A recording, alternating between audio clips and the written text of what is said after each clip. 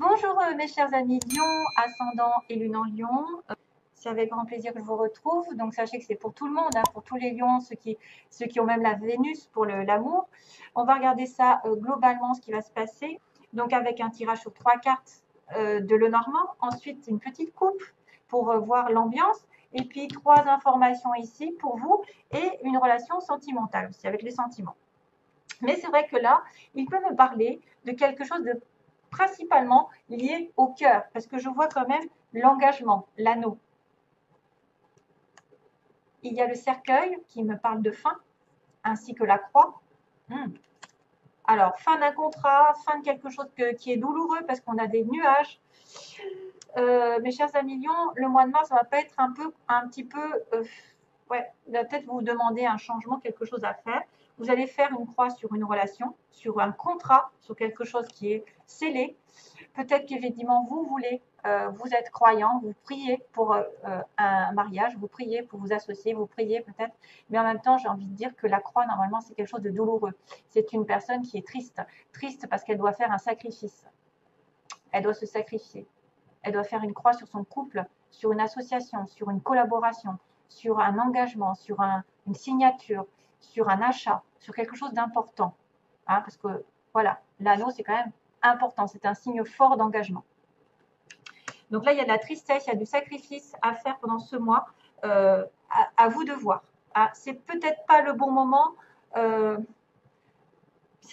comment vous dire? C'est peut-être pas le bon moment de faire des plans sur la comète. Il y a des choses qui vont se passer parce que déjà, déjà dès le départ, j'ai en fait les nuages qui sont effectivement, on voit une tasse de thé ici avec des petits nuages qui passent. Bon, la tasse de thé, c'est un peu réconfortant, c'est la routine, c'est-à-dire, voilà, tout se passe bien. Vous êtes dans la routine, vous prenez votre petit café à la maison, vous êtes au chaud, en sécurité, et tout d'un coup, il y a des nuages qui arrivent. Et vous n'avez peut-être pas prévu qu'il y avait une espèce de flou qui allait arriver dans cette relation, dans cette situation. On manque de clairvoyance, on manque de clarté, on est omnibilé peut-être par quelque chose, une obsession pour quelqu'un, et qu'on ne voit pas l'ensemble de la situation dans sa globalité. On ne voit pas la réelle personne, on ne voit pas la réelle situation. Donc, pour l'instant, ce n'est pas bon pour aller de l'avant. Parce que quand on a des nuages, c'est qu'on est assombri. Il y a une image réconfortante de sécurité, mais en même temps, ça ne prévient pas, quelque chose arrive et vous met dans la confusion totale, dans l'incertitude, dans les doutes. Ça peut vous surprendre d'une certaine manière, parce que vous étiez en train de rêver à quelque chose qui n'arrive pas d'un coup, qui n'arrive pas à finalement, qui ne va pas aboutir. Peut-être qu'effectivement, vous pensiez vous engager, mais que là, tout d'un coup, vous allez dire non, c'est pas possible. Il y a quelque chose qui ne marche pas. Je suis obligée de faire ce sacrifice. C'est quelque chose qui vous tient à cœur. Donc, soit c'est une personne, parce qu'on a un valet de cœur, soit c'est une personne, soit c'est un projet, soit c'est une idée, soit c'est une association avec quelqu'un. Et tout d'un coup, on sème le trouble en fait. Il y a quelque chose que vous n'aviez pas prévu, qui n'est pas agréable du tout, qui passe dans votre vie. Ça ne vous avertit pas, mais ça n'est que passager. Attention. Vous étiez peut-être dans la rêverie, peut-être dans la confusion. Ça va que être passager et ça va changer. Ça va changer. Alors, est-ce que c'est une relation amoureuse qui arrive et, euh, elle va peut-être aussi peut-être vous demander de vous retirer un certain temps parce que le cercueil ici, on voit quelqu'un qui est dans une boîte de sardines dans ce tarot. Donc, un moment de recueil, de recul pour faire le point, pour vous retirer des problèmes ici qui sont là, qui sont que passagers d'ailleurs. Éloignez-vous, mais en même temps, restez ancré. Ne vous éloignez pas dans les pensées. N'imaginez pas le pire.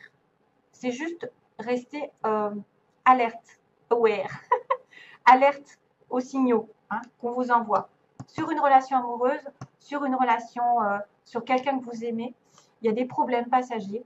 Il va falloir les résoudre, soit en s'éloignant, soit en mettant un terme à quelque chose ou à une situation, parce qu'on a le cercueil, c'est quelque chose qui doit se terminer, s'achever. C'est la fin de, on doit quitter, on doit partir. Donc soit ça arrive au bout, cette relation, ou alors c'est quelqu'un qui a décidé de s'en aller un petit moment pour faire le point. C'est vrai que c'est pas la mort, mais c'est quelqu'un qui a peut-être des pertes aussi, le cercueil. Il a peut-être des pertes. Dans ce tarot, on ne sait pas si cette boîte, elle s'ouvre ou elle est en train de se fermer, en fait. Soit elle est en train de descendre, et donc là, c'est la fermeture complète de la relation, hein, on arrête à la fin, ou soit elle va avoir un renouveau, ce qui est possible aussi. Un renouveau, c'est-à-dire qu'on va laisser derrière soi tous les événements négatifs, tout ce qui a été dans la confusion, et on va être clairvoyant. Ça peut signifier simplement un éloignement temporaire par rapport à votre choix sentimental ou autre, par rapport à votre projet, par exemple.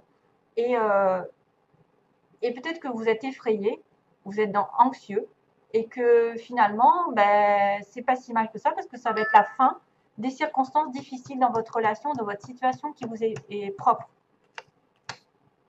Mais c'est vrai qu'avec la croix, on pourrait penser à une fin claire et nette. Alors, chaud.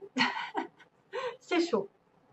Alors ensuite, pour mes lions, on a le petit message 24. Tout en sachant sauvegarder mes propres limites, je suis en relation avec tout. Fixer des limites. Wow, fixer des limites. Ça, c'est pas mal. Ça me fait penser au cancer, d'ailleurs. Se fixer des limites. Ne pas se faire bouffer. Tout en sachant sauvegarder mes propres limites, je suis en relation avec tout. Oui, il faut avoir des limites dans tout ce que vous faites, mais en même temps, garder le contact avec les autres et avec les relations avec les autres.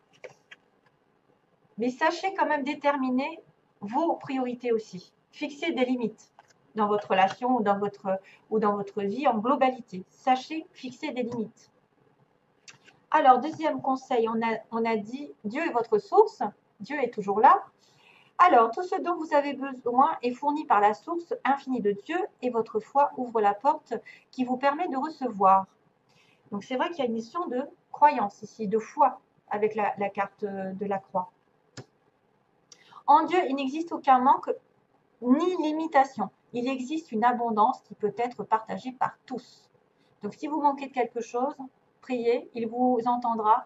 Et bien sûr, ne demandez pas de gagner au loto. Hein. Fixez-vous des limites dans vos désirs.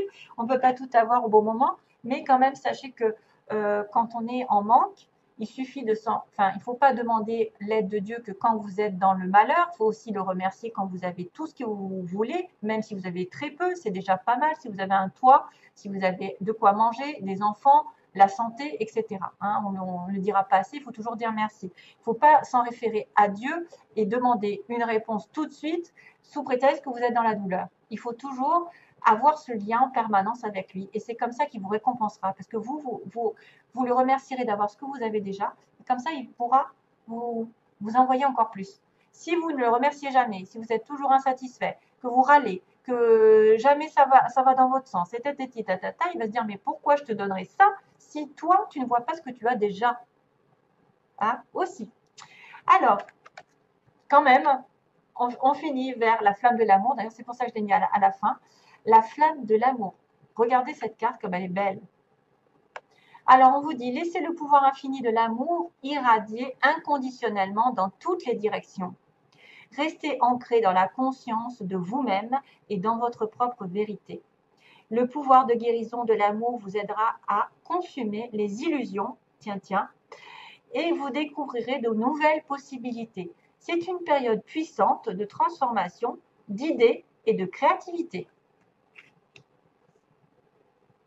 Idées, créativité, puissante, amour, ça pourrait être possible finalement que quelque chose se dévoile sur le plan sentimental, à condition d'éloigner les incompréhensions, les illusions, etc. Alors, on va finir justement par l'amour. Ah tiens, alors j'ai quelques petites cartes qui sont tombées, que je regardais un petit peu. Alors, on m'a montré d'abord, on m'a dit réfléchissez. Oh non, c'est vrai, c'est maintenant que je réagis. On m'a dit réfléchissez. Vous êtes dans une tour, vous devez réfléchir à une union future.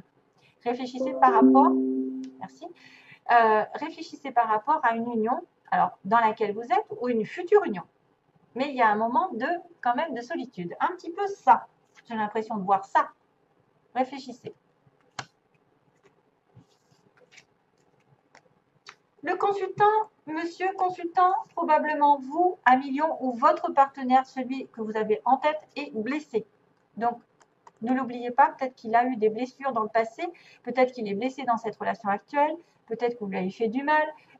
En tout cas, son petit cœur est un petit peu délicat en ce moment. Il doit guérir certaines situations avant. Donc, prenez-le en compte. Quelque chose qui n'a pas guéri. Il est blessé, monsieur consultant.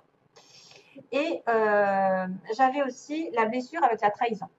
Donc, ça m'avait mis aussi la blessure avec la trahison. Il a été blessé, il se sent trahi, monsieur. Il se sent trahi.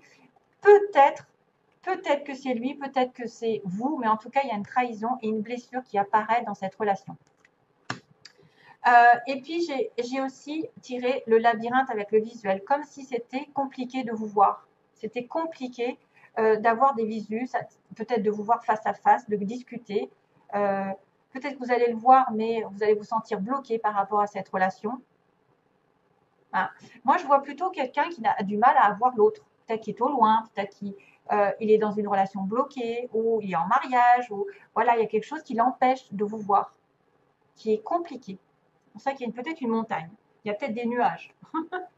Voilà, compliqué. Ce sera tout donc pour mes chers amis lions et à bientôt, je l'espère. Merci. Plein d'amour. Bye bye.